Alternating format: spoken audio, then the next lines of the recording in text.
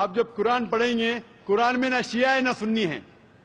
قرآن شریف میں کہا گیا ہے سورہ عمران میں سورہ نمبر 3 آیت نمبر 103 میں وَاعْتَصِمُوا بِحَبْلِ اللَّهِ جَمِيعًا وَلَا تَفَرَّقُوا کہ آپ آپس میں اکٹھا ہو کے اللہ کی رسی کو مضبوطی سے پکڑو.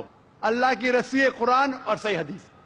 تو آپ دیکھیں قرآن میں کیا لکھا ہے اور اللہ کے رسول کے صحیح حدیث میں کیا لکھا ہے. تو جو بھی آپ سے کچھ کہتا ہے اگر قرآن اور صحیح حدیث کے مطابق ہے آپ اس کی بات مانو. جو ذاکر کہتا ہے وہ بھی کچھ اہم نہیں اسلام میں. لیکن جب میں قرآن کا حوالہ دیا تو آپ کو قرآن کی بات ماننا فرض ہے.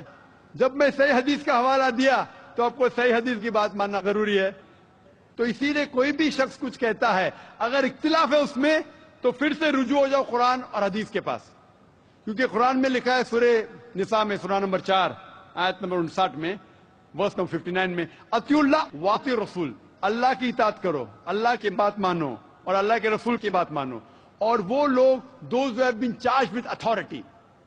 تو اگر دو شخص دو عالم کوئی بھی اگر اختلاف ہے آپ پھر سے مڑو اللہ اور اللہ کے رسول کے پاس قرآن اور صحیح حدیث کے پاس. آپ سمجھے تو اس سے پتا چلے گا کہ کیا صحیح ہے. اللہ کے رسول فرماتے صحیح بخاری کی حدیث ہے اس طریقے سے نماز پڑھو جس طریقے سے آپ نے مجھے دیکھا.